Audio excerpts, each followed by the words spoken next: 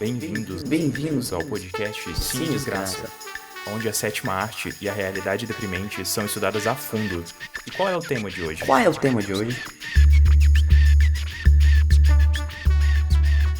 Anticomunismo, paranoia e o papel da mulher em Sob o Domínio do Mal. Olá, bem-vindo a mais um episódio do podcast Cine Desgraça. Eu me chamo Matheus, ou talvez eu não me chame Matheus. Tá aí uma conspiração, na verdade, isso é um nome falso meu. Você nunca saberá. E este é um podcast sobre anticomunismo, sobre conspirações e sobre The Manchurian Candidate, ou Sob o Domínio do Mal. E eu tenho o meu grande amigo, companheiro aqui de sempre do podcast, para você presente. Aqui quem fala é o João Paulo, pessoa que vai falar que não é pra você prestar atenção no filme, porque o que importa é o tema, porque o filme é chato. Então se você não viu, não se importe, e se você viu, também não se importe, porque o tema é muito melhor que o filme. E hoje temos um outro convidado especial, que pode se apresentar nesse momento. Muito bem, eu sou o Gui Pimenta e estou muito feliz de estar podendo participar do programa. Sou um grande fã desde o começo. Também estou agradecendo vocês, espectadores, por me deixar ser mais uma voz na sua cabeça. Exatamente, e como já foi comentado mais cedo aqui, né, nas nossas conversas, você não precisa ver o filme, você escuta o podcast e a gente já fez o trabalho. É aquilo, se você não gosta de thriller dos anos 60 em preto e branco com Frank Sinatra sobre anticomunismo, não existe motivo para você ver esse filme. Antes de começar, eu gostaria de falar para todos entrarem em contato com a gente através das redes sociais, para a gente saber que não está falando sozinho, que é um grande perigo. Então por isso nós temos a página no Twitter, no Facebook, nós também temos a nossa newsletter que você pode assinar. Nós temos um canal no YouTube e a gente precisa de muitos inscritos para ganhar dinheiro com aquilo, mas não vai acontecer porque o Matheus sempre edita o vídeo errado e a gente é desmonetizado. Também temos a campanha... Os direitos autorais. O problema é o direito autorais que não deveria existir, porque eu tô usando só 30 segundos da música. Mentira, isso é muito, mas enfim. Mas a gente vai ter um episódio também falando mal de direitos autorais e falando bem da pirataria. Mas isso é pra depois. Enfim, nos ajude na nossa campanha no Apoia-se, conseguir recompensas legais. Se tiver gente suficiente, vai ter sorteio. Você vai receber PDF com os textos. E além disso, no Apoia-se você pode tentar descobrir, se você entrar para o grupo do Apoia-se, você vai descobrir se lá são reveladas as fotos com as verdadeiras identidades dos hosts principais do programa. É possível que não, é possível que sim, mas você vai ter que entrar para descobrir. E nós temos agora uma recompensa nova, que se nós chegarmos à segunda meta, a gente vai disponibilizar toda a nossa temporada completa de fanfics da Grande Família. Então, se você tem interesse em fanfics da Grande Família, eu diria pra você ajudar a gente. Você pode ajudar a partir de R$2,50, eu acho. É bem baratinho. E digo que como pessoa que já leu essa fanfic, eu digo que ela pega a parte boa do Game of Thrones, que é o episódio 9 a melhor parte. E deixa a parte ruim pro Game of Thrones. Exatamente, a gente se dedicou muito no episódio 9, então é isso. E a gente vai lançando aos poucos, então cada mês que você manter lá assinado, você vai ter acesso a um capítulo dessa grande fanfic. Se você chegar até o 9º mês, você ganha o grande episódio 9, que é muito especial. Agora é o momento de responder as perguntas dos internautas. É o momento pergunta dos internautas. Momento pergunta dos internautas. E quais perguntas nós temos, João? Nenhum. Exato, porque ainda poucas pessoas seguem a gente no Twitter. Se você quiser só falar mal da gente, você pode, é sua oportunidade. E a gente vai provavelmente concordar com você. Então, Matheus, acho que podemos começar o nosso episódio. Hoje o episódio, ele é um pouco assim, né, temático, assim, relacionado com um momento contemporâneo do Brasil, talvez, eu não sei. Que a gente vai falar sobre anticomunismo. Esse grande cerne, na verdade, que une várias das tribos, vários dos pensamentos políticos no Brasil e no mundo. Com base nisso, a gente vai usar esse tema e elaborar a partir do filme The Manchurian Candidate, ou Sob o Domínio do Mal, e não é a versão do Denzel Washington, que inclusive a gente não viu, eu fiquei de ver, mas eu não tive interesse, é a versão com o Frank Sinatra. De 62. 62, inclusive. Ele elabora essa questão do anticomunismo, mas não tradicionalmente a gente vai ter isso numa perspectiva meio conservadora, meio reacionária, mas uma perspectiva meio liberal. Porque o filme, a gente vai elaborar isso mais pra frente, ele tem um personagem que é um análogo ao McCarthy. E esse filme, ele faz aquele grande esquema de dois ladismos, né, de teoria da ferradura, né, que iguala os extremismos e que, na verdade, por detrás do Joseph McCarthy está a conspiração comunista. Na verdade, ele, o anticomunista mor, ele que permite que o comunismo entre nos Estados Unidos. Porque o totalitarismo, né, os dois extremos, eles são iguais. E esse filme, ele tá elaborando isso nos anos 60. E um tópico muito interessante que esse filme aborda, eu acho que dois elementos importantes. Além do macartismo, um elemento central é a questão da lavagem cerebral. O porquê a gente tá falando que esse filme ele é importante pra gente tentar entender questões de paranoia e de conspiração anticomunista, né? Porque esse filme é um veterano de guerra, que ele volta da guerra da Coreia, ele é capturado lá, e os chineses, junto com os russos, extremamente caricatos no filme, eles fazem uma lavagem cerebral para transformar esse veterano em um assassino perfeito. A partir dele, né, que foi feita uma lavagem cerebral, ele vai corroer a sociabilidade americana, né? Então, ele tem muito essa questão dessa paranoia e desse medo, dessa ansiedade que os americanos viviam, né? Desse medo vermelho constante. É importante ressaltar que, da mesma maneira que essa interpretação política de teoria da ferradura, de aproximação, né, do comunismo com o republicanismo dos Estados Unidos, né, tratado de uma maneira muito grosseira, o contexto e a ideia básica de lavagem cerebral que é usada no filme também é bastante grosseira, né? Então, o personagem ele age como se tivesse um interruptor de liga e desliga, sabe? Ele tivesse um modo soldado invernal e um modo o garotinho que todo mundo conheceu na infância, e claramente não é assim que funciona a lavagem cerebral, né, na realidade. Né? O que a gente entende como lavagem cerebral não é exatamente isso, né? O que é entendido como lavagem cerebral no filme é meio aquela coisa orientalista, né? Aquela coisa do exótico, que usam a bruxaria oriental quase. Eles meio que misturam o elemento do científico, né? Ele tem referência ao Instituto Pavlov, mas a figura, né? O indivíduo lá, que é o cara chinês com bigode que faz isso, ele remonta muito a esse estereótipo de um mandarim, né? De um cara com bigode, com poderes místicos orientais, então ele tem muito essa questão. Inclusive, né, o termo, realisticamente falando, né, saindo do filme, lavagem cerebral, veio de uma interpretação errônea, na verdade, de um jornalista especialista em propaganda da Segunda Guerra Mundial, que é o Edward Hunter. E tem uma questão sobre o Edward Hunter. Diziam, né, que ele poderia ter trabalhado para a CIA na época, como propagandista anticomunista. Ele meio que se dizia quase que como um especialista sobre lavagem cerebral. Ele chegou a escrever um livro, né, que é o Brainwashing in Red China, em 51, em que ele detalha técnicas de reeducação do governo chinês para a doutrinação comunista. Que o filme acaba que pega um pouco disso do próprio Edward Hunter e essas teorias dele de que realmente existia uma técnica que eu diria que até é parecida com uma hipnose no filme e que é aplicada nos soldados. Nessa época isso já prova que as pessoas, antes do coaching ser inventado, as pessoas tinham que dar um jeito de ser charlatão de um jeito mais inovativo. Aproveitaram o conceito de lavagem cerebral para fazer isso. Aproveitando essa ideia de charlatanismo, tem um fun fact muito inútil, mas muito interessante, sobre o tal livro de lavagem cerebral que era propaganda, black propaganda, né, que eles chamam, mas que é um termo horrível, que é sismogênese. Sismogênese é o termo melhor. Que foi o livro que o criador da cientologia escreveu, baseado tudo na teoria do Edward Hunter, para falar que ele tinha encontrado esse livro, ele tinha recebido dos comunistas e que aquilo era a prova de que os comunistas faziam lavagem cerebral. E que o criador da cientologia mandou para o FBI investigar, aí o FBI achou que ele era maluco. E o FBI estava certo, mas depois esse livro acabou vazando e muitas pessoas realmente acreditavam que era um livro comunista. E ele chegou na mão de alguns senadores congressistas americanos, e isso daria muito problema depois. Também é uma questão que eu vou contar mais tarde. Não, tem várias aventuras, né, dos comitês de perseguição a vermelhos nos Estados Unidos que são histórias fascinantes. Era muito mais fácil eles inventarem um conceito como lavagem cerebral do que ter que lidar com o fato de que essa visão excepcionalista dos Estados Unidos ela não é homogênea. Nem todas as pessoas almejam aquilo ou têm essa mesma visão que eles. Então, eles possuem uma ansiedade muito grande em se defrontar com essa questão, né? Mesmo, tendo vários prisioneiros de guerra coreanos e chineses que foram capturados, que escolheram ir para os Estados Unidos, esses poucos que escolheram ficar lá, né, os americanos que optaram por ficar na China, eles traziam essa ansiedade para a sociedade americana de que, poxa, talvez esse comunismo se infiltre na nossa sociabilidade, talvez a nossa forma de viver não seja ideal. Então a gente vai criar essa coisa para defender esse conceito, sabe? Essa concepção de lavagem cerebral.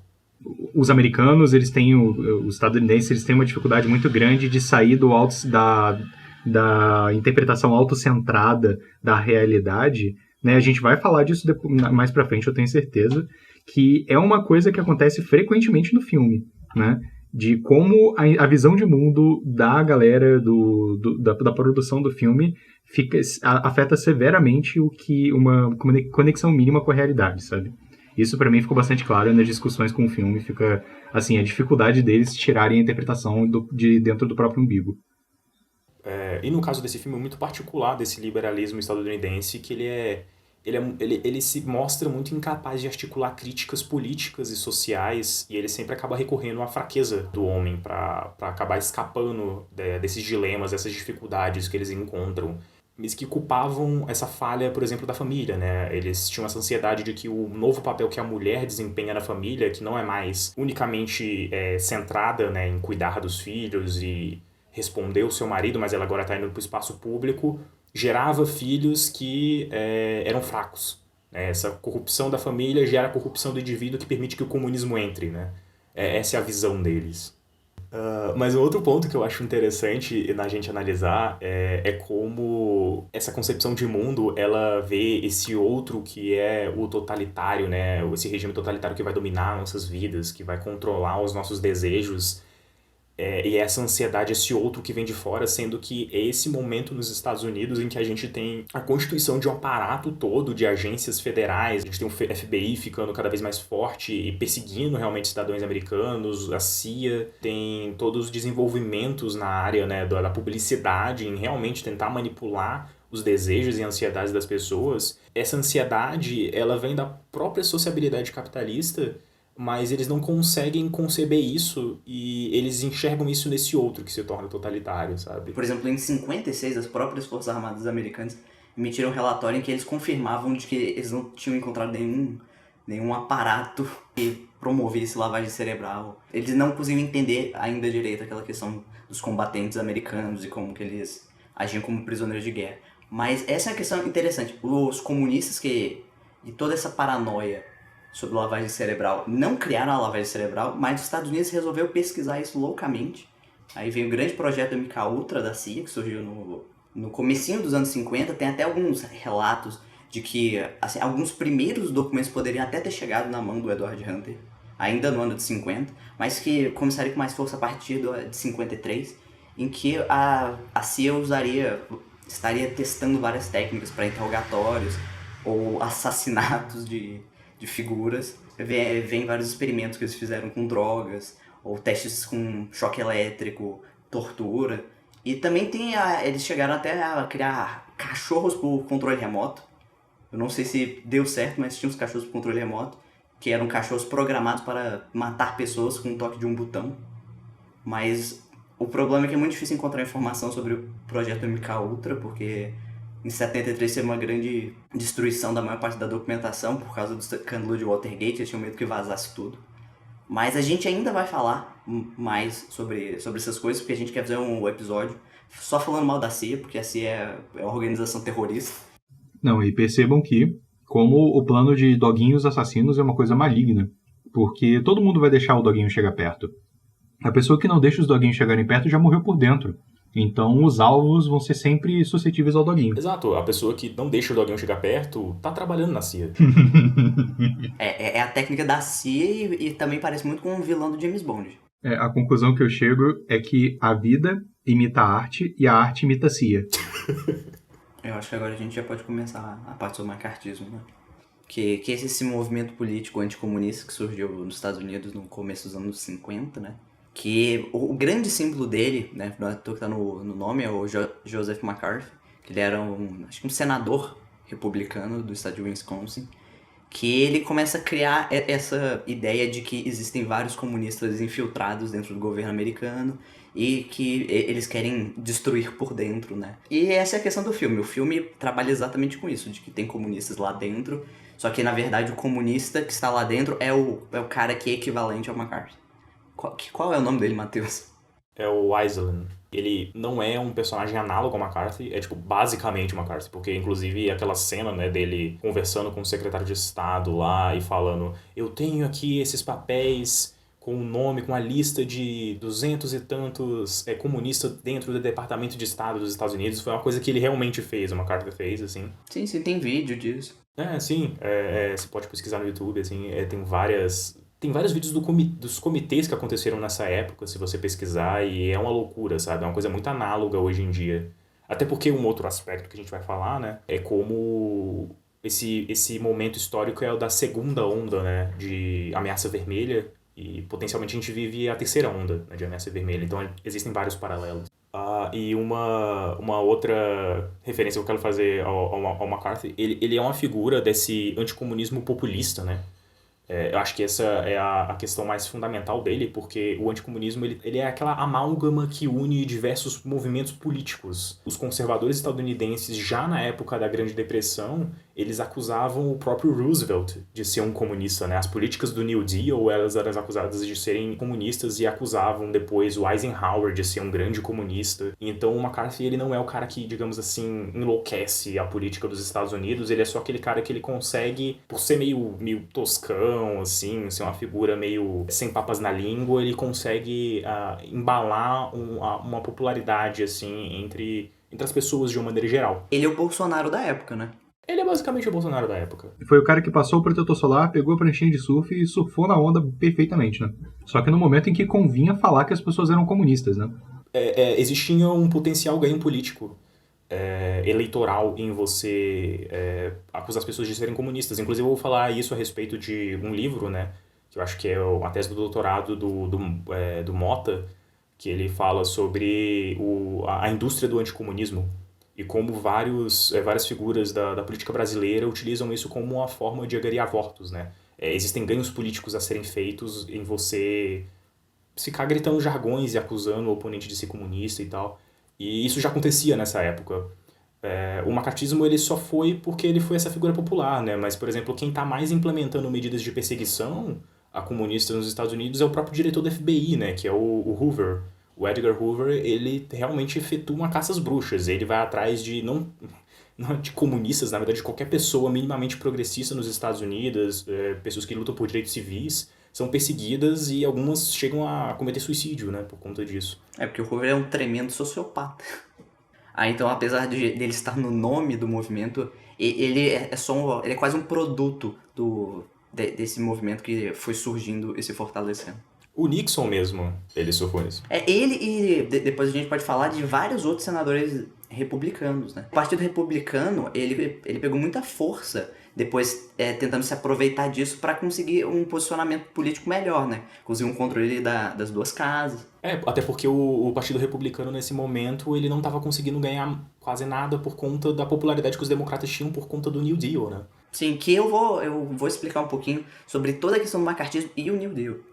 Mas tem isso, também tem isso gerou até uma certa crise institucional dentro do Partido Republicano, porque muitos outros republicanos que seriam um pouquinho mais moderados, eles se radicalizaram exatamente para surfar na onda do macartismo.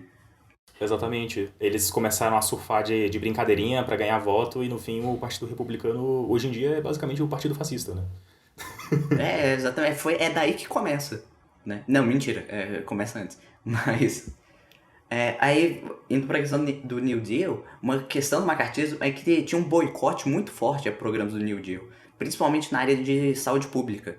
E aí, então, eles chegaram a ter até assim, o que eles chamavam de Unholy Three, que eram as 3 coisas que eles odiavam e que eles eram extremamente contra. Que um era colocar flor na água, que a gente sabe que é muito perigoso porque deixa os sapos gay, né? E transforma você em comunista. Inclusive Também. tem uma adenda pra fazer a respeito disso depois. Não, pode falar.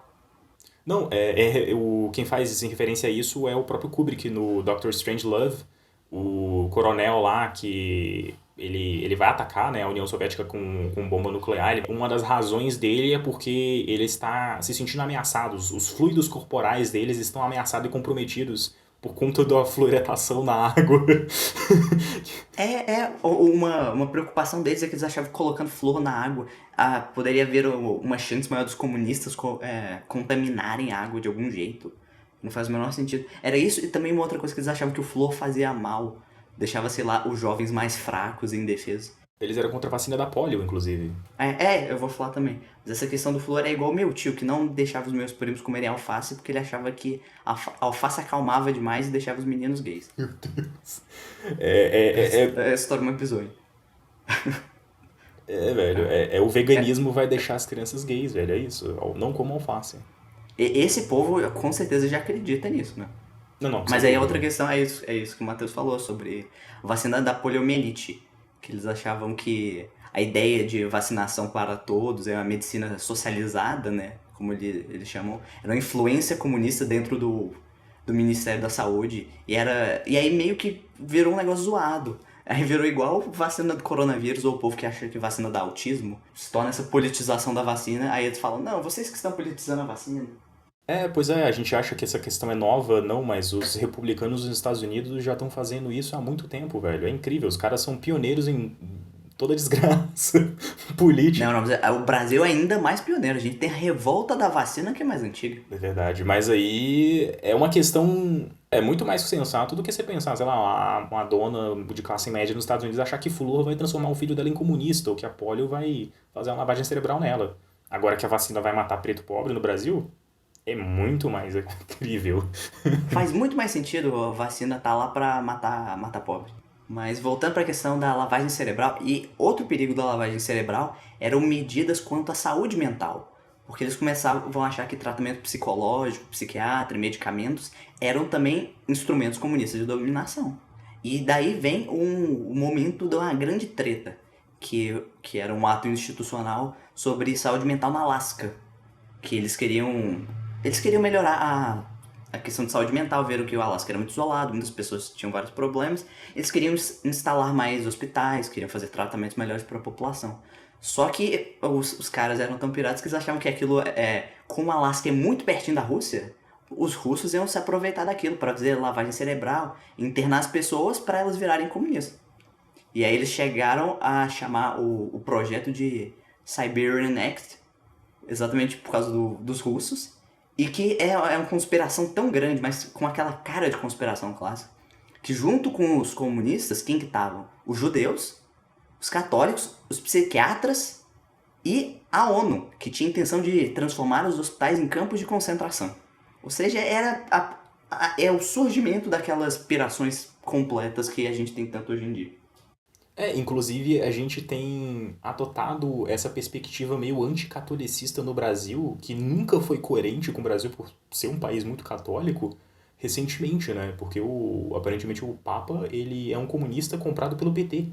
Então você escuta várias conspirações, né? Eles meio que requentam essas conspirações que nem são tão relevantes hoje nos Estados Unidos, a respeito dessa questão do puritanismo, protestantismo americano. Eles não gostavam, né, dos católicos. Inclusive o Kennedy, né, o fato dele ser um descendente de imigrante católico, foi uma questão polêmica nos Estados Unidos, vale lembrar isso. O próprio Joe Biden é o primeiro presidente católico dos Estados Unidos, né? Desde o Kennedy. Porque o Kennedy é católico. Desde o Kennedy. E o macartismo é interessante porque ele foi um movimento muito forte, né? Assim, no pico dele, metade da população apoiava o McCarthy e toda essa paranoia anticomunista completamente maluca. Mas também tinha um grupo de quase 30% da população que era extremamente contra. E eram principalmente, assim, judeus e grupos sindicais. Sim, sim. Algumas pessoas imigrantes também, né? O próprio Sinatra, né? A sensibilidade dele de ser um democrata do New Deal, ele não gostava disso, isso reflete no filme, né? O filme, querendo ou não, ele aborda de certa forma criticamente, ele iguala, né? A extrema-direita com a extrema-esquerda. Os democratas também, o grupo democrata. Apesar de que alguns democratas também acabaram indo na onda, né? Sim, sim. É porque é aquilo, né? Você tem essa figura que grita mais alto, que angaria um movimento popular, então você tem esse momento de... Tá, então esse é o nível de discurso que a gente vai conversar, né? Você muda a base de discurso, então a gente tem que realmente perseguir comunistas, e muitos democratas na época, né, adotavam essa percepção também. Então essa é a diferença, na verdade. O macartismo, ele é um movimento popular. Depois ele vai perdendo sua força, né? As pessoas vão se tornando cada vez mais críticas, mas o que acontece, na verdade, é só... Ele meio que vai para formas subterrâneas dentro das agências dos Estados Unidos e tal. É institucionalizado, digamos assim. Na segunda metade dos anos 50, ele já entra em declínio. Uhum. Mas os comitês duram até o final dos anos 60, né? Tipo, de censuras e tal, isso continua acontecendo nos Estados Unidos. Sim, sim, e uma repercussão, né, que eu vou explicar agora também, muito grande disso foi no cinema. E que isso perdura por muito tempo, porque junto com o macartismo tem o que eles chamam da blacklist, que era essa lista em que todos os ditos comunistas ou pessoas subversivas de alguma forma eram colocadas. Ela surge nos anos 50, até um pouquinho antes assim do auge do macartismo, e que isso já cria um caos. Que tem a Red Channels, que acho que foi o primeiro artigo que saiu sobre isso. Ele tinha 151 nomes de gente da indústria, né? Atores, diretores, roteiristas, músicos, jornalistas, que tinham alguma ligação ao comunismo.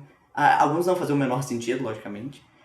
E aí com isso acabou desestabilizando muito dentro da indústria do cinema americano. Porque várias pessoas foram demitidas, algumas chegaram a ser exiladas, né?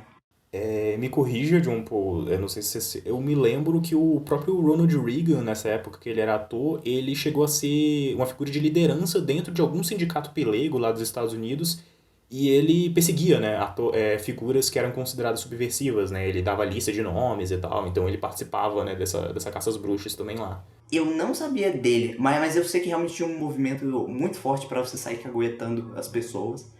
Uhum. Não, ele foi uma figura importante nisso, né, até porque ele era um ator famoso, né, ali já nessa Sim, época. sim, ele já era muito estabelecido. E tem uma questão de que isso desestabilizou, cancelaram vários projetos, né? E várias pessoas, inclusive pessoas assim que até hoje são muito famosas, sofreram com isso. O Orson Welles, né, que é o diretor de Cidadão Kane, de vários outros filmes que as pessoas não veem. O próprio Frank Sinatra, né, ele foi prejudicado, ele queria fazer um filme falando sobre um veterano de guerra, lá, alguma coisa do soldado Isaac, que era um projeto que ele queria fazer, que não foi pra frente porque alguns dos roteiristas que ele queria trabalhar estavam nessa lista negra, e ele queria muito trabalhar com esse roteirista, que ele já era familiarizado, ele gostava do cara, e não fazia sentido ele ser acusado, mas o projeto não foi pra frente, sabotaram o projeto dele, e o projeto seguinte que vem é o The Manchurian Candidate, e talvez por isso que ele faz meio que várias piadas com isso, né? Ele tira um pouco de sarro com essa figura do McCarthy, essa caça às bruxas que acontece, tem um elemento pessoal também, né? Que você falou do roteirista, tem até um grupo que ele chamava do Hollywood 10, que eram esses 10 roteiristas que eram comunistas. E que, né, e ninguém mais poderia trabalhar com eles. Inclusive, é uma pessoa que é mais antiga, que acabou saindo dos Estados Unidos completamente por causa disso, foi o Charlie Chaplin, que ele foi banido dos Estados Unidos, né? Ele é inglês, não deixaram que ele entrasse em 52, porque ele era considerado subversivo, né? Vários filmes dele tinham uma carga política muito forte, né? Aí então ele ficou 20 anos na Europa sem voltar para os Estados Unidos por causa disso, porque ele tomou um ranço dos Estados Unidos muito grande, ele não falava nem com jornalista. E ele só voltou para ganhar um Oscar honorário. Tipo, muito tempo depois, a carreira dele já tava assim... Ele já era um senhor de idade, já era bem velhinho. Mas ele criou um grande problema e nunca mais quis voltar a fazer filme nos Estados Unidos. E não tá errado. Não tá. Não, mas aí que tá. Mas o grande problema é que ele é fundador de um dos estúdios mais importantes da época, que é a United Artists. Que inclusive é quem faz esse filme, né? Quem produz. O Manchurian Candidate. Mas aí o Charlie Chaplin também não se ajuda, né? O nome da organização que ele inventou foi o United Artists.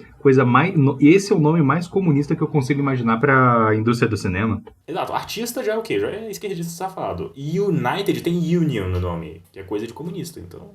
Não, exatamente. Não tem como, né, velho? Cidadão de bem de verdade tem que ser autocentrado e não pensar em outra coisa além do próprio umbigo. E não se vacinar. E ter severas consequências psicológicas por não ir à terapia. E o que eu ia falar movimentos religiosos evangélicos, particularmente nos Estados Unidos, eles fazem a inversão disso, né? Eles inicialmente não gostam, né, dessas medidas públicas, mas depois eles veem o potencial, né, em técnicas, né, de psicoterapias como forma, né, de controle e de diálogo, né, com as massas, e eles começam a adotar realmente, inclusive hoje em dia, você tem várias questões de tutelagem, né, de aconselhamento que muitos pastores aprendem, né. Então eles meio que são resistentes a isso, mas depois eles veem o potencial disso e eles começam a adotar. Inclusive a Scientologia, né, ela usa umas técnicas malucas de convencimento. Não, aí voltando o que você falou de pastores, e uma coisa que eu esqueci de contar, né? Aquele livro que eu falei, da Cientologia, que até hoje eles usam, que é tipo o guia anticomunista deles, caiu nas mãos de uns televangelistas, e eles que distribuíram pros senadores, né? E é aí que veio toda a treta sobre aquele projeto de saúde mental no Alasca. Tudo culpa da Cientologia. Como muitas coisas nos Estados Unidos. Vale um episódio sobre Cientologia também. Porque tem muitos filmes sobre Cientologia, a gente pode falar, inclusive os que são tipo propaganda de Cientologia.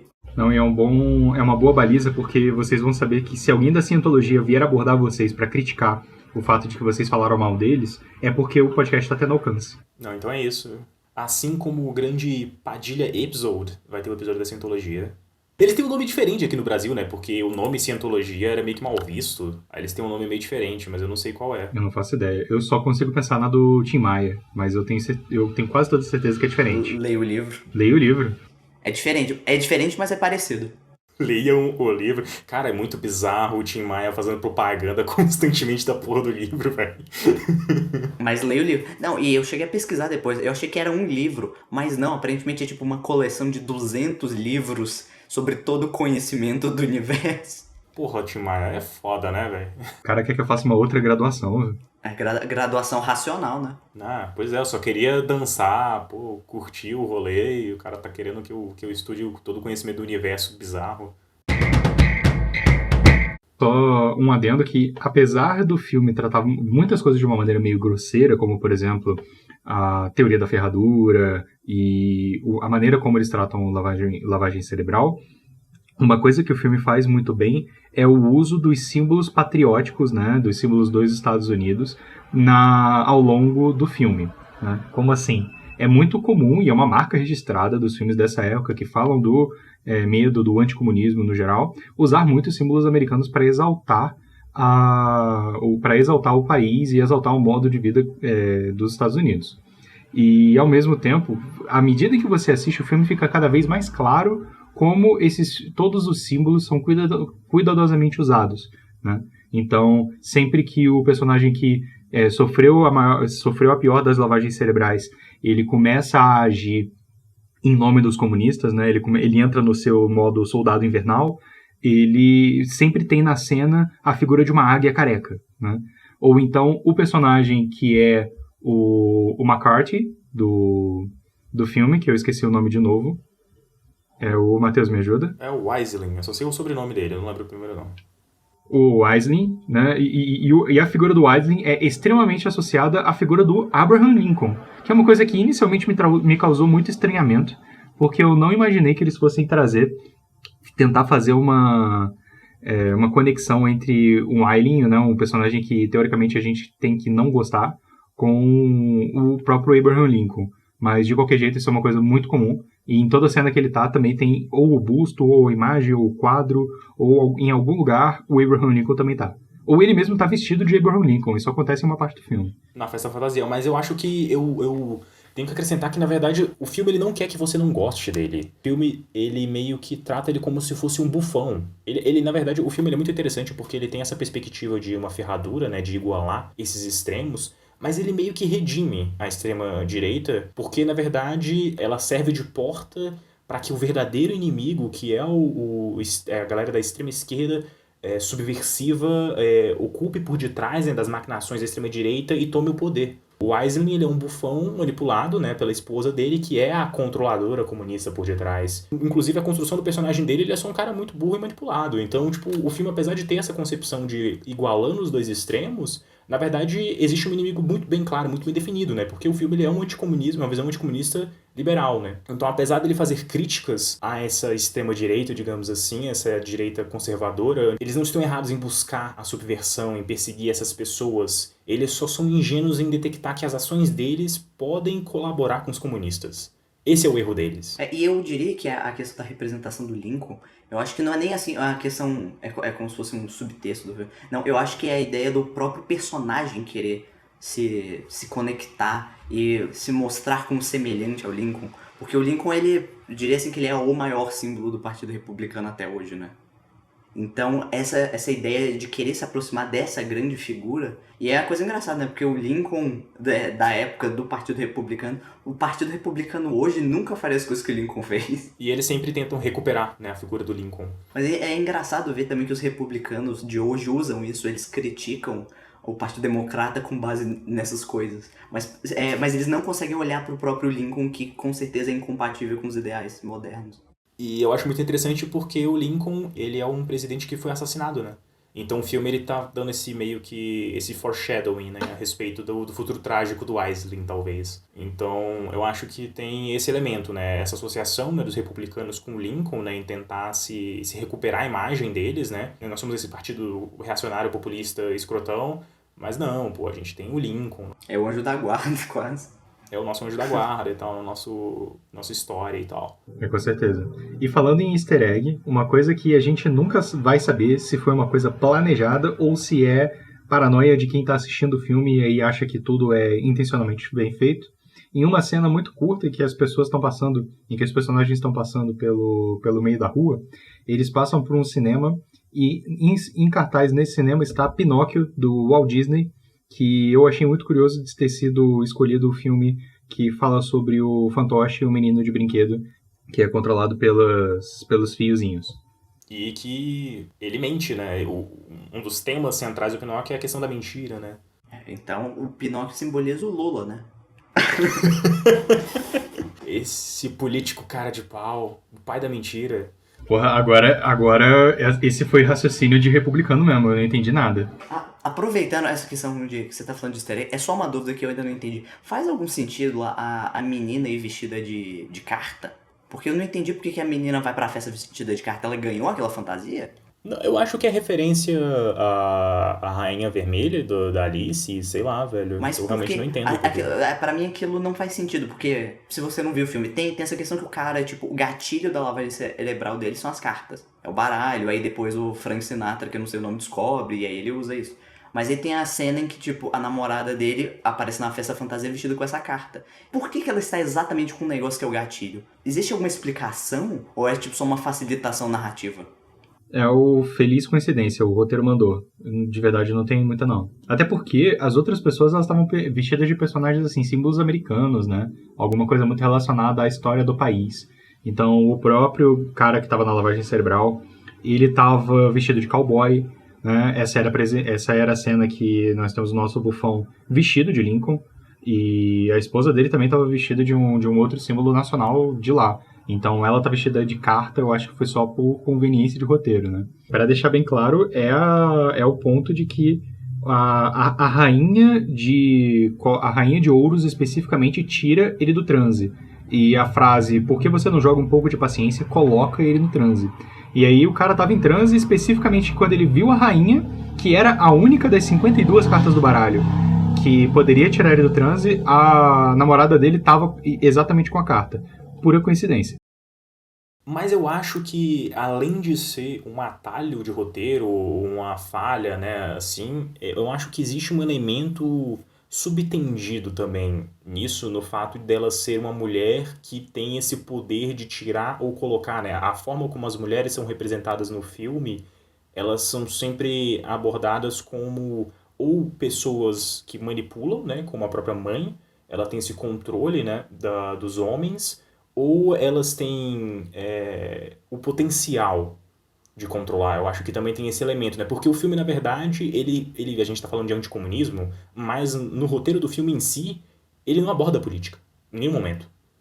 Ele nunca, tipo, chega a falar sobre, tipo, sobre as questões comunistas, né? Na verdade, os comunistas do filme todos, eles nunca exploram qual é o que eles querem de verdade, qual é o fervor ideológico deles. E no fim das contas, quem é a controladora, né, é a própria mãe do Raymond Shaw, a gente descobre, né, quem é a agente americana infiltrada. E vira uma questão, tipo, dessa mulher manipuladora que quer ganhos próprios. E, inclusive, ela fala que vai fazer o eles, né, esse eles que estão por detrás das cortinas, ali, que são os comunistas, vão pagar por terem feito o filho dela se tornar um assassino. Então vira uma coisa muito pessoal, né? Novamente retornando àquela questão da sensibilidade liberal e dessa questão da individualização da política. Isso tudo eu vim, né, falando do papel das mulheres, né? E a gente vai explorar isso depois, porque tem muita coisa interessante a respeito. Agora, quando a gente começa a falar sobre a representação da mulher na política, meu caro ouvinte, minha cara ouvinte, pode começar a se questionar. Por que eu ouviria 3 caras que não sabem muito bem o que estão falando, falarem sobre representação da mulher na política? Você está muito correto, muito correta, com certeza. Eu acho que o que a gente pode fazer aqui é falar sobre os homens malucos que acabaram fazendo esse filme, tentar dar a nossa interpretação sobre isso, e fazer coro às excelentes mulheres que já teorizaram sobre isso e tentar aplicar a teoria delas e o que foi falado e o que elas falaram aqui e fazer coro ao que elas falaram, né? E nesse sentido, o que eu gostaria de trazer é a obra de uma autora muito conhecida chamada Cynthia Enloe, e o mais famoso livro dela é o Bananas, Beaches and Bases, que é Bananas, Praias e Bases, né? Traduzindo literalmente. Ela fala bastante sobre como a gente consegue enxergar política internacional se a gente coloca a experiência da mulher como o principal filtro. E nesse sentido, a primeira cena acaba sendo muito sintomática dessa situação, né, do prisma da mulher dentro da política internacional, porque a cena inicial é a dos soldados, né, da companhia do grupamento do Raymond Shaw, e dentro de um bordel na Coreia, e o Raymond Shaw como um cara impávido que se recusa a fazer parte daquilo tudo, mas, né, aquela bússola moral que todos os outros deveriam se espelhar. E imediatamente depois passa para a cena da batalha, deles sendo capturados, e no final das contas a cena do bordel ela só serve para tentar mostrar a ambiguidade moral dos outros soldados e o Raymond Shaw como o bastião da integridade. E isso tentando jogar numa lente de interpretação de gênero é bastante sintomático, porque as tropas dos Estados Unidos na Guerra da Coreia, assim como em qualquer outra situação de guerra, eles acaba sendo utilizado muito da mão de obra feminina para que aquilo consiga minimamente existir. E dentre os vários trabalhos das mulheres para fazer o cenário político acontecer da maneira como que acontece, é o de trabalho sexual, que muitas mulheres acabam se sujeitando a isso, até mesmo com os soldados que estão invadindo o país, né, o país delas. Então, é uma coisa muito sintomática que eu tenho certeza que os produtores do filme nem pensaram sobre, mas, na verdade, mostra bastante como eles poderiam ter escolhido qualquer outra cena, mas eles escolheram exatamente a do bordel para mostrar eles em um momento de descontração, de ambiguidade moral, e também para tentar mostrar como um deles era mais elevado do que os outros, sabe? Em uma situação em que a gente sabe, né, olhando com o prisma de fora, que o trabalho de mulheres para toda a política internacional atual é extremamente importante e uma base fundacional. Corretíssimo, eu acho muito pontual isso que você falou, apesar de ser uma cena muito breve, mas levando em consideração todo esse contexto que você falou, vale lembrar que o Raymond Shaw ele é o bastião nesse sentido, neste momento. O filme ele trabalha muito com imagens que não são o que parecem. E o Raymond Shaw ele vira o subversivo, o manipulável. Então talvez esse filme ele trabalha com essas questões de você é o cara que persegue os comunistas, na verdade você é o comunista.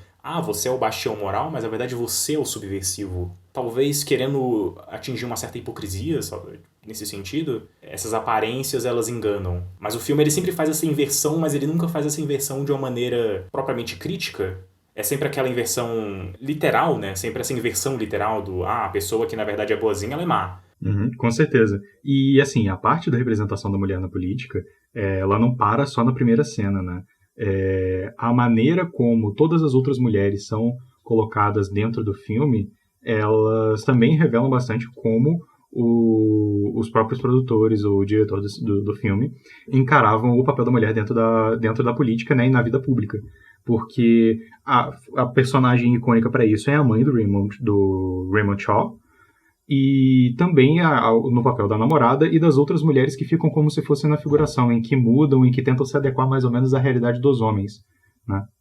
E aí, nesse sentido, outra coisa relevante que dá para pescar de uma outra área do cinema é que, agora passando rapidamente pela ficção científica, existe uma crítica, né?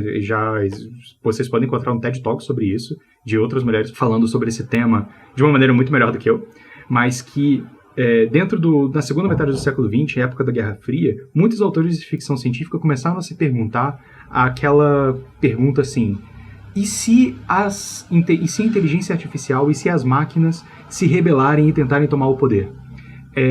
Esse questionamento foi feito numa época em que movimentos sociais, o movimento feminista e o movimento negro especialmente, estavam ganhando muito espaço dentro da vida pública e estavam conseguindo conquistar direitos importantes que até hoje a gente reconhece e tenta levar essa luta à frente, né?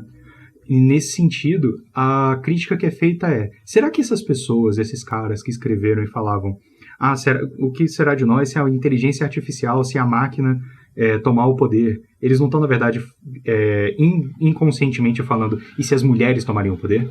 O que aconteceria se os negros tomariam o poder? E não é assim, não é à toa que boa parte das inteligências artificiais que são retratadas na ficção científica são representadas como mulheres, né? Blade Runner, entre outras, a representação de inteligência artificial é feminina, né?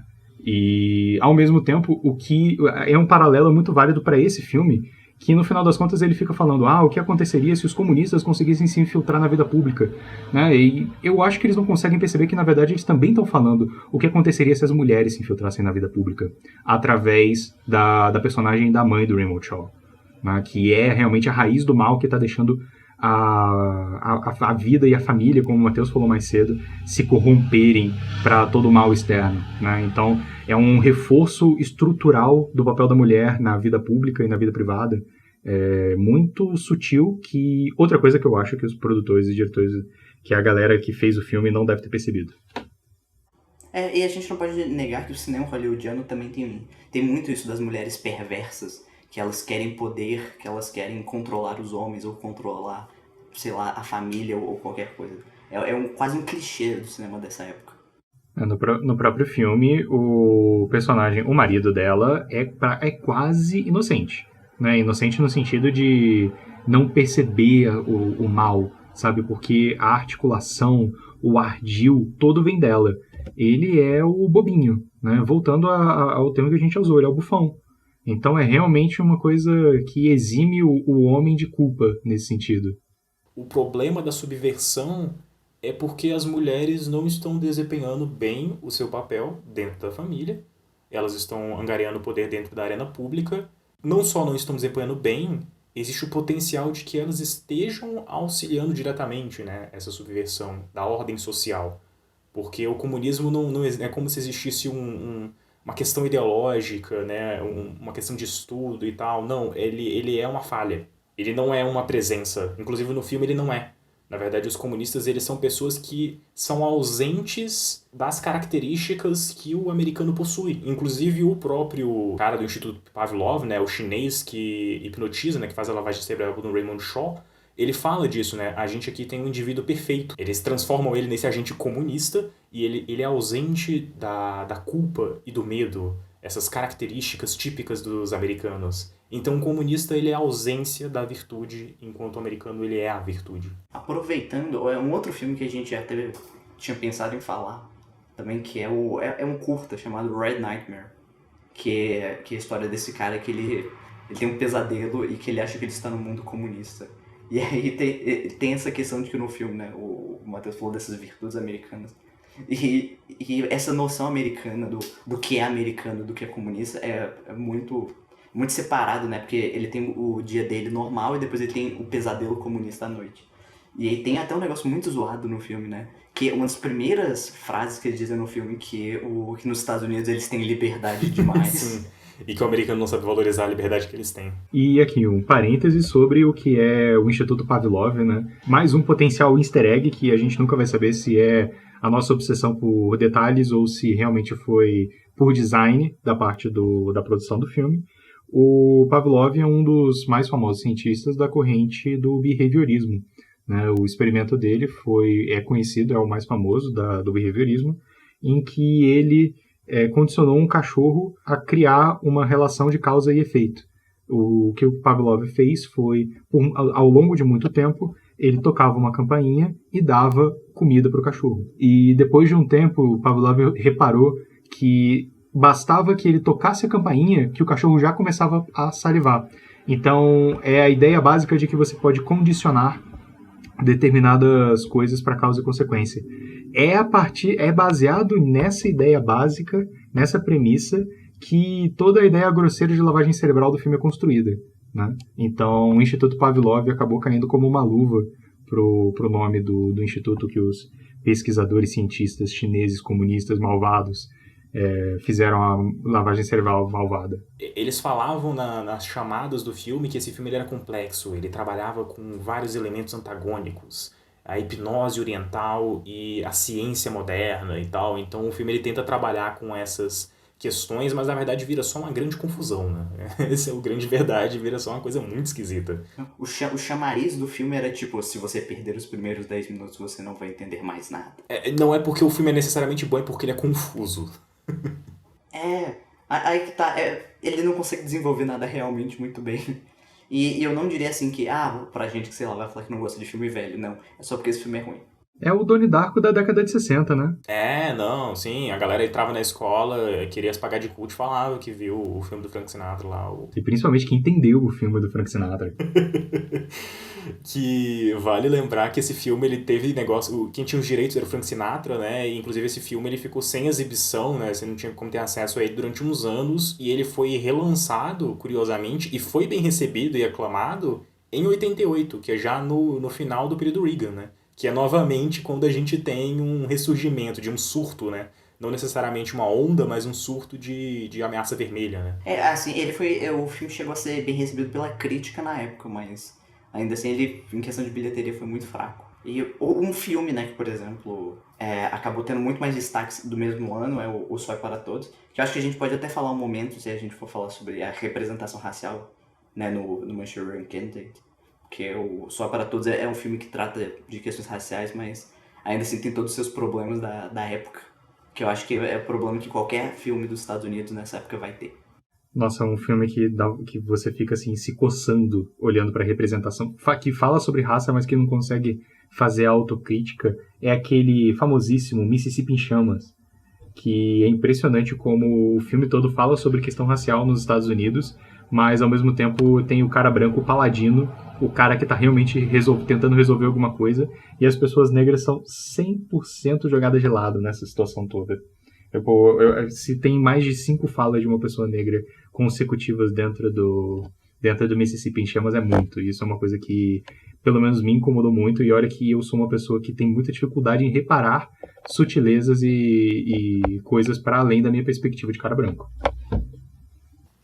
Mas eu acho que isso é um elemento interessante, agora que você falou de questão racial, de questões raciais no filme, que eu acho que dá para ser feita uma análise mais interessante a respeito disso, mas eu acho que existem certos elementos superficiais e muito evidentes, que é uma representação do oriental exótico, daquela figura do mandarim, né, do psiquiatra do Instituto Pavlov, mas eu acho que particularmente a figura do Chun-Jin, que é o cara que traiu e que virou caseiro do Raymond Shaw, né? Ele foi o tradutor quando ele estava na Guerra do Vietnã, e ele acompanhou até ele, e ele virou cozinheiro, motorista do Raymond Shaw, que existe esse elemento do Chun-Jin, existia essa teoria, né, muito eugênica e esquisita, de que essas pessoas do continente asiático ali, incluindo a Rússia, né, esse eslavo manchu, né, tinha essa teoria, eles eram propensos a serem subservientes e receberem com tranquilidade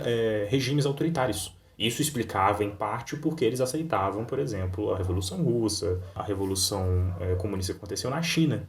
E o Chun-Jin, ele representa essa figura passiva, mas que esse indivíduo passivo carrega com ele, na verdade, uma malícia. Ele é passivo, mas quando você vira as costas, ele pode te trair. E, inclusive, o Marco, naquela cena que ele aparece na casa do Raymond Shaw e o Chun-Jin foi contratado, ele não tinha como saber que o Chun-Jin tinha traído. Ele tinha tido uns sonhos, e o Chun-Jin tá lá no sonho e tal, mas ele não tá agindo nem nada. E a primeira reação que ele tem, ao ver abrir a porta, é dar um socão na cara do Chun-Jin. É como se a própria figura, né, do rosto asiático do Chun-Jin já atiçasse a ameaça pro Major Marco. E, inclusive, ele toma uma postura de karatê muito esquisita, que o Pimenta pode até comentar, meio que essa questão, né, de que a única forma da gente lidar com esse exótico é tentando utilizar as artimanhas dele, né? Então ele faz aquela cena de luta que à época era muito complexa e elaborada, hoje em dia ela parece um pouco mais tosca. E ele fica perguntando pro Shunjin as questões do sonho, né? E em nenhum momento ele deixa o cara responder. É como se ele não quisesse realmente a resposta. Na verdade, ele quer silenciar o outro pela força, né? Essa figura asiática. Não, eu aproveito para acrescentar que as cenas de luta do filme, assim, num geral, elas são dignas de um episódio de Os Três Patetas. Né? Uma coisa assim, eu achei engraçadíssimo.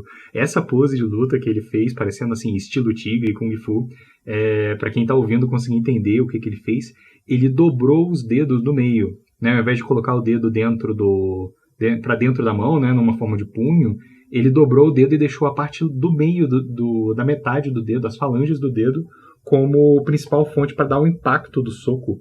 Então eu tenho certeza que se alguém tentasse dar um soco forte dessa maneira, vai quebrar pelo menos o dedo do meio e o indicador, sabe? Isso na melhor das hipóteses. Eu não acredito que o Frank Sinatra não quebrou um dedo fazendo essa cena. Mas ele quebrou. Esse que é o mais impressionante. Exatamente. Ele realmente quebrou o dedo. Previsível, eu diria, porque foi ridículo. Ah, não, ele quebrou o dedo durante a gravação.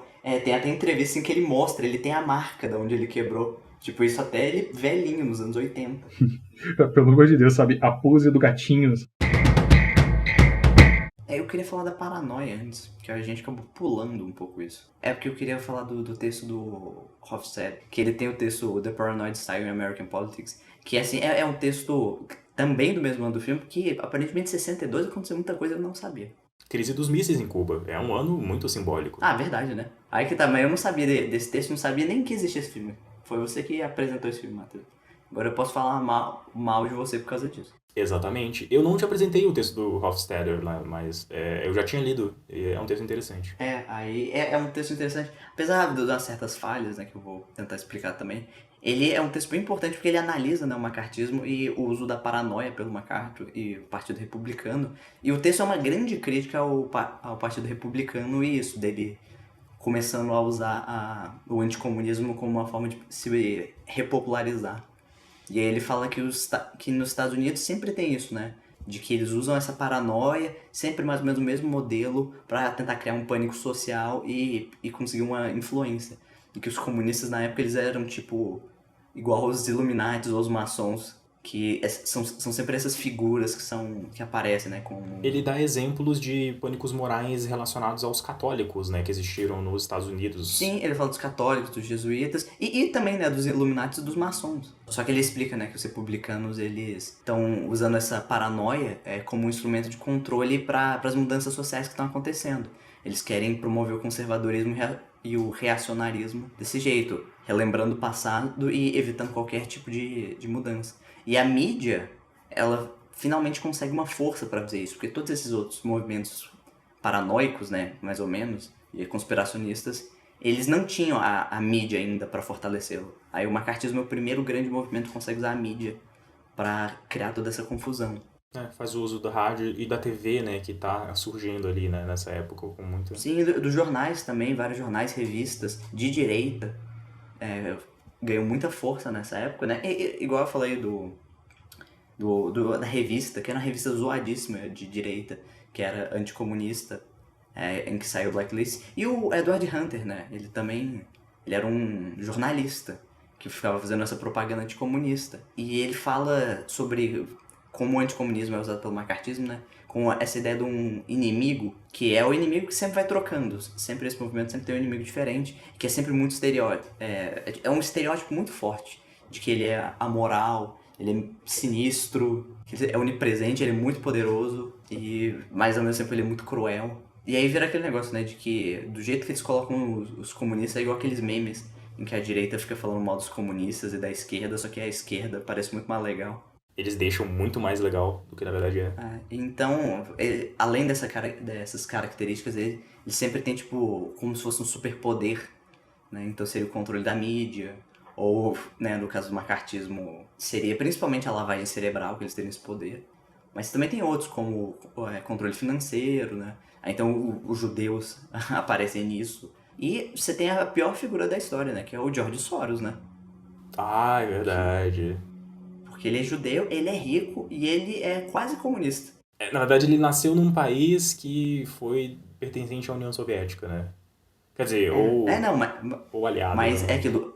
Consideram quase que ideologicamente ele é comunista. Não sei porquê, mas ele é comunista. Eu também não entendo, velho. Mas é isso. É muito interessante, né? Essa construção do uso político da paranoia e como o anticomunismo se casa muito bem com isso. E como, na verdade, eles tomam o local do discurso político do comunismo porque eles em nenhum momento falam propriamente o que é o comunismo. E nem os pontos básicos sobre, né, a parte genérica do comunismo, tipo a abolição da propriedade privada dos meios de produção, então a abolição da presença de um Estado, né, e nem isso aparece. É uma coisa muito individualizada. Não é uma crítica política, é uma crítica àquela figura, né? É uma crítica individual, né? Inclusive, existiu essa teoria, né, quando aconteceu a Revolução Russa nos Estados Unidos, que repercutiu no Brasil depois de que os bolcheviques nacionalizavam as mulheres. O que é muito interessante porque, na verdade, tem várias camadas de maluquice, né? Então, quer dizer que eles entendem as mulheres como a propriedade e que os comunistas nacionalizaram essa propriedade. Então, assim, tem camadas de misoginia, de conspiração que são fascinantes, sabe? Eles realmente só se tornam o inimigo e a gente luta porque eles são maus. Vira igual time de futebol. Eu não gosto do outro time porque ele é o outro time. Eu tenho a citação que achei interessante do Ricardinho, que ele fala: não havendo acesso à barganha política ou à tomada de decisões, eles encontram confirmação em sua concepção original, onde o mundo de poder é sinistro e maligno. Eles veem apenas as consequências do poder através de lentes distorcidas. Eles não têm capacidade de verem o real funcionamento do mecanismo. Ao contrário do Padilha, né? O Padilha, ele viu o mecanismo e chamou o Selton Mello pra fazer. A gente tem que falar mal do Padilha. Isso foi bom. Inclusive, quero muito estar no episódio para falar mal do Padilha. Não, esse episódio vai ser lendário. A gente vai chamar, na verdade, todos os convidados que a gente chamou até o presente momento pra falar mal do Padilha. Vai ser uma grande mesa redonda. Vai ser o episódio 9 do podcast. Assim como o Windows 9 e o iPhone 9, né? Mas aí também tem a outra coisa, que tem uns autores que criticam o Ricardinho por causa disso.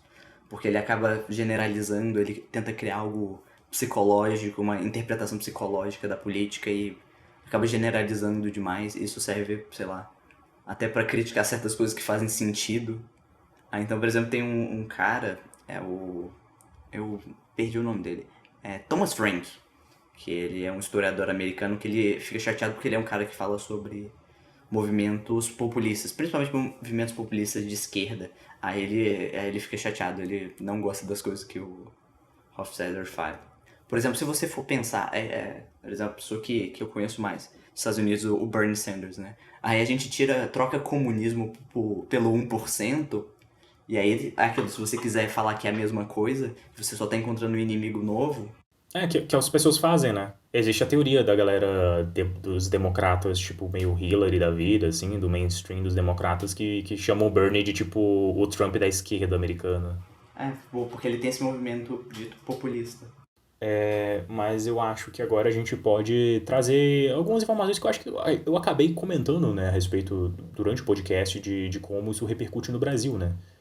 Que no Brasil, né, a estratégia, né, o anticomunismo e o red tagging, né, que é um termo que a gente não falou, né, que é você dar determinadas tags às pessoas como comunistas e utilizar isso como forma de perseguição, é recorrente assim no Brasil desde que ocorre a Revolução Russa, mas sempre foi algo ainda limitado e que realmente é sistematizada em momentos de ameaça vermelha, né? A gente tem surtos, mas nas ondas, né, de perigo vermelho que isso é sistematizado e serve como forma de mudança de regime, né? Primeiro a gente tem o plano Cohen, que é o plano fake que o Vargas fez para dar o golpe, né, e originar o Estado Novo, que é um golpe muito bizarro, porque ele é o golpe... Com o apoio dos irmãos Cohen, né?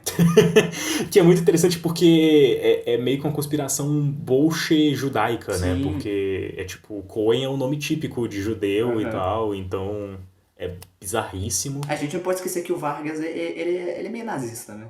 Ele é meio fascista, né? Ele é essa figura que ele vai mudando, ele vai se transformando no decorrer, ele funda esse trabalhismo que perde uns certos elementos de fascismo, mas permanece ainda certos elementos de um paternalismo e tal. É uma figura política muito esquisita. E ele perseguia a figura, né, antagônica dele é o Luiz Carlos Prestes, né, que é um comunista, que é a grande ameaça.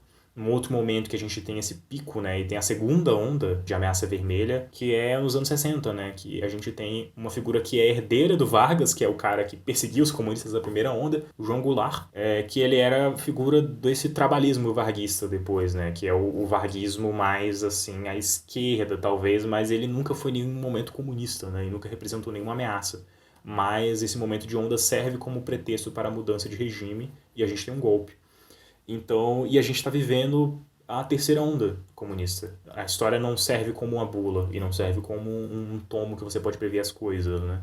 Mas existe uma certa ansiedade, principalmente quando você leva em consideração as campanhas de red tagging que acontecem nas Filipinas por conta do Duterte, né? Que ele utiliza essas tags para fazer perseguição em certas pessoas que são consideradas esquerdas, né? Porque vale lembrar que em muitos desses momentos ocorre um oportunismo também, né? São pessoas que são progressistas ou só pessoas que são oponentes, né, políticos. Então, a gente vivendo esse acaloramento de um surto anticomunista tem um histórico meio esquisito no Brasil. Não, aquele velho ditado do a história não se repete, mas ela rima. Ela rima, isso é fato. E vale lembrar que é sempre uma coisa muito maluca, né? Assim como os conservadores nos Estados Unidos chamavam Eisenhower e até o Roosevelt de comunistas, a gente, por exemplo, você tem na campanha de 78 contra o João Figueiredo, a gente tem um militar que é o Euler Bentes, que ele foi candidato ao MDB, né, era com o partido de oposição ao Arena, que era o partido governista dos militares. Ele era acusado de ser comunista.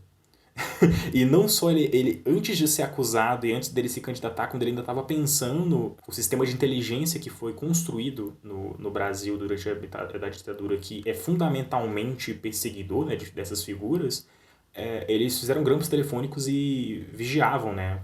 Então, inicialmente, eles escolhem um suspeito, né? Que é esse cara, e depois eles inventam a culpa. Aí eles chamam ele de comunista. Então, vira essa luva que encaixa em todas as pessoas que eles não querem que ocupem, né, lugar de proeminência. Eu acho que o outro relato é como, na verdade, o anticomunismo ele serve também como pretexto para movimentos populares terroristas e que atacam, né? No Brasil a gente teve vários esquadrões da morte, você tem movimentos, por exemplo, o MAC, que é o movimento anticomunista, você tem o Comando de Caças Comunistas, né, que é o CCC, você tem o GAC, que é o Grupo Anticomunista, que são todos permitidos com tranquilidade durante o regime a perseguir várias pessoas, porque isso era bom, né, para o regime, tirando opositores. O Maluf, ele fazia várias acusações durante as campanhas dele como forma de desqualificar. Ela só tenta desqualificar gritando comunista para outra pessoa. Você tem um caso muito emblemático de como a narrativa ela é sempre subvertida de uma maneira muito bizarra, que é o caso do Rio Centro, né? Que é a bomba que explode. Isso que eu tava pensando. A bomba ela explode no carro de estacionamento, foi feito por policiais que eram agentes do DOI CODE do Rio de Janeiro, e na apuração, né, obviamente era uma tentativa de atentado terrorista, talvez para acusar os comunistas, ou talvez atingindo alguma pessoa comunista, não se sabe ao certo, mas deu errado. Era isso e também assim causar uma certa comoção popular, né? Uhum, é o que o exército faz bastante isso, né, durante a ditadura, de causar esses false flags, né, para criar uma mobilização popular anticomunista, né, dizendo que os comunistas estavam fazendo esses atentados. Aí você teve esse tiro pela culatra, mas a narrativa oficial é de que as pessoas da esquerda haviam colocado as bombas no carro para matar os policiais que estavam apenas lá de vigilância de boa, assim, tranquilamente. Mas eram aquelas mentiras maravilhosas da ditadura. Tipo o Herzog se matando na pia, na janela. Não, é uma coisa assim que seria cômica se não fosse trágica, mas é aquela coisa, né? Se torna uma coisa tão banal e tosca que eles nem se esforçam muitas vezes e ainda assim dá certo isso, que eu acho que mais entristece. Mas o anticomunismo no Brasil, ele é uma força política, uma estrutura ideológica muito forte e talvez seja o elemento central, talvez, na política contemporânea brasileira, assim. Porque agora a gente tá vivendo a batalha entre humanos e comunistas. Exatamente. É verdade. Eu acho que a gente pode só realmente retomar, talvez, e reestabelecer essa ideia de que o filme ele tem essa crítica anticomunista, né? Que individualiza questões políticas, né? Na verdade, a política ela vira plenamente essa questão individual. E o problema, né, das pessoas caírem para o comunismo é a falta da família tradicional americana, né? Tem uma frase, tem uma estrofe, né, do Parente que eu acho muito boa, como o anticomunismo ele se torna essa estrutura ideológica, esse cerne para a constituição da política, não só estadunidense, mas no mundo geral, por exemplo, até no Brasil. Eu vou querer até citar esse parágrafo, não vou ler todo, mas vou ler as partes mais importantes dele, que eu acho bem bacana. Que é, durante a Guerra Fria, a estrutura ideológica anticomunista poderia transformar qualquer dado sobre as sociedades comunistas existentes em evidência hostil. Se os soviéticos se recusaram a negociar um ponto, foram intransigentes e beligerantes. Se pareciam dispostos a fazer concessões, isso não passava de um estratagema habilidoso para nos colocar fora de guarda. Se as igrejas na União Soviética estavam vazias, isso demonstrou que a religião foi suprimida. Mas se as igrejas estavam cheias, isso significava que o povo estava rejeitando a ideologia ateísta do regime. A escassez do bens de consumo demonstrou o fracasso do sistema econômico. Uma melhora nos suprimentos de consumo significava apenas que os líderes estavam tentando aplacar uma população inquieta e assim manter um controle mais firme sobre ela. Se os comunistas nos Estados Unidos desempenharam um papel importante na luta pelos direitos dos trabalhadores, dos pobres, dos afro-americanos, das mulheres e outros, essa foi apenas uma maneira astuta de reunir apoio entre os grupos privados de direitos e ganhar poder para si próprios. Nunca foi explicado como alguém, ganhou poder lutando pelos direitos de grupos sem poder. O que estamos lidando é com uma ortodoxia não falsificável, tão assiduamente comercializada pelos interesses dominantes que afetou pessoas em todo o espectro político. E eu acho que é exatamente isso. Na verdade, o anticomunismo ele é essa ortodoxia não falsificável, né? Você pode... Não existe como você convencer alguém de que isso que ela está falando é exagerado, né? Você não vai chegar para uma figura como uma carta e falar, não, isso não faz sentido o que você está falando, ele nem é comunista. Ele vai falar, não, você é um comunista. Sabe? Ah, não, mas não é bem assim. Aí ele vai pegar os dados e fazer com que conversem com aquilo que ele está falando. Então, e isso penetra não só o movimento reacionário, o movimento liberal, mas certas figuras do movimento mais à esquerda e progressistas, que são anticomunistas também. Então, é realmente um cerne, assim, para um entendimento da política já no Guerra Fria e no pós-Guerra Fria. Eu acho que, para a gente entender a política hoje, isso é importante. E que vários elementos dessa época estão sendo repetidos agora, né? Porque é novamente aquela coisa da questão da onda de ameaça comunista. Você tem essa paranoia dos próprios democratas também, de que existem infiltrados russos. Novamente isso volta, né? A gente tem um Russiagate, né? Da intervenção. Que os republicanos estavam traindo os Estados Unidos para fazer uma ameaça russa dentro do país. E, inclusive, existe a associação do Putin à União Soviética, né? Ele seria um comunista e o Trump seria um facilitador do comunismo nos Estados Unidos para algumas figuras democratas bem malucas. O que eu acho fascinante, que eu acho que conversa muito com esse filme, né? Que o Eisenhower é ele que permite que os comunistas tomem o poder, né? Então o Trump, ele que permite que os comunistas tomem o poder. Então, assim, o discurso dos liberais, né, dos democratas nos Estados Unidos, ele permanece o mesmo. É incrível. Acho que agora já dá pra ir pro momento que a gente fala mal do filme, que é o momento que a gente dá nota. Então, por isso, eu acho que é o momento de falar aquelas últimas coisas sobre por que você gostou ou não do filme. E aí vem um assunto que eu tava pensando. Esse filme até hoje é muito aclamado. E eu não consigo entender por quê. Eu fiquei tentando pensar, tipo... as cenas de suspense são legais. São, mas tipo, não é o filme... Não é igual o filme do Hitchcock. Pra eu falar, nossa, realmente esse cara é o mestre do suspense. Não é. É porque ele é um filme da galera, ele critica tanto a esquerda quanto a direita. É porque são todos totalitários e iguais. Então a galera gosta, principalmente na época. O Roger Ebert, né, que é o crítico americano, ele fala exatamente isso. Ele fala que o filme é bom porque ele critica tanto fascistas quanto comunistas. Aí, tá explicado porque esse filme tem... Mas é que tá, o povo até, sei lá, deve ter um monte de BR que ainda gosta desse filme. E aí eu vou falar, as pessoas gostam porque elas têm fascínio pelo Frank Sinatra.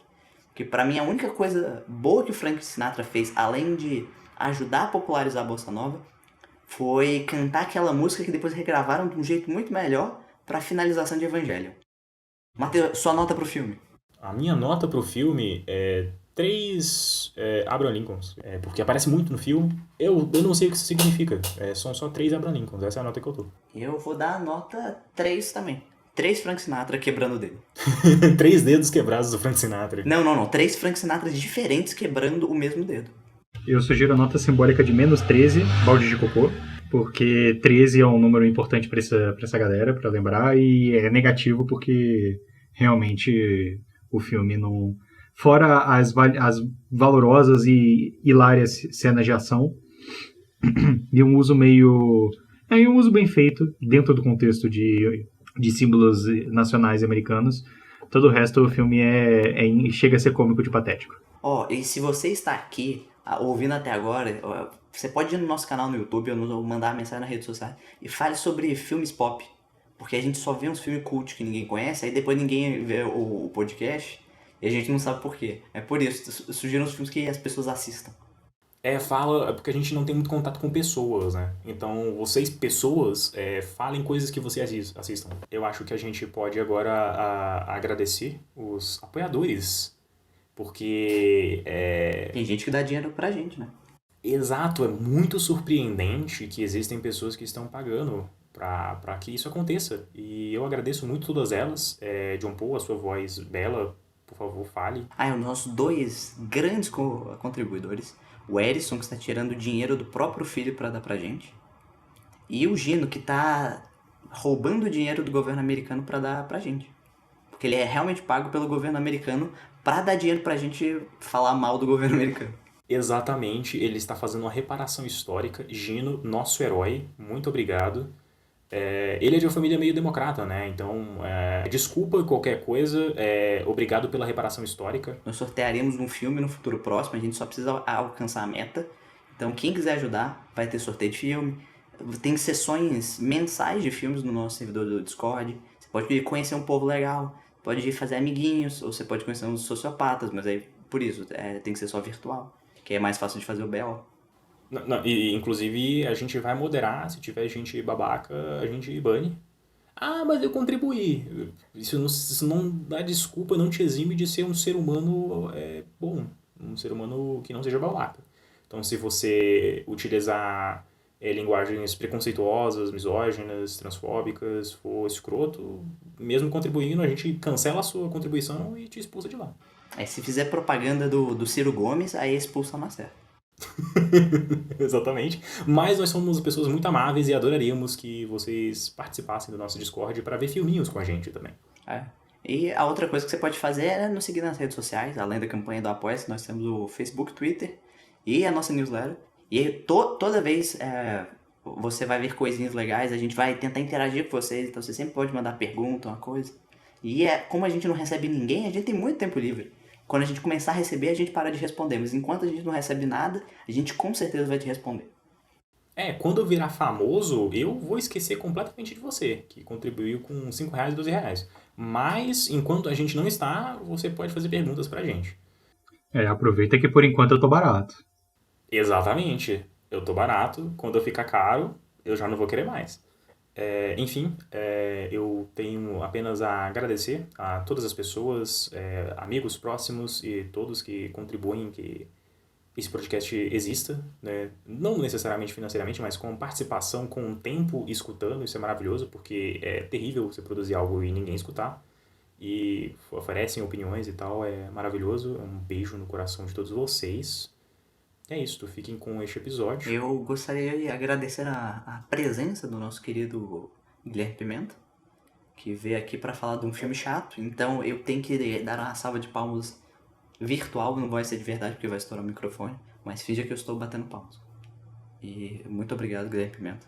Bom, eu agradeço muito aí a presença, eu agradeço muito aí pelo convite, e de verdade fiquei muito satisfeito de ter participado do episódio de hoje. Mais uma experiência assistindo o filme graças ao Cine Desgraça, filmes que eu com certeza nunca veria se não fosse pela iniciativa dos meus nobres compatriotas que compartilharam esse tempo comigo aí. E com certeza a gente vai conseguir novas parcerias e outras pessoas para irem. Tenho certeza que esse projeto só vai crescer. Um abração e um beijo no coração de todo mundo que ouviu a gente até aqui e para os meus 2 companheiros que estão fazendo um excelente trabalho até agora.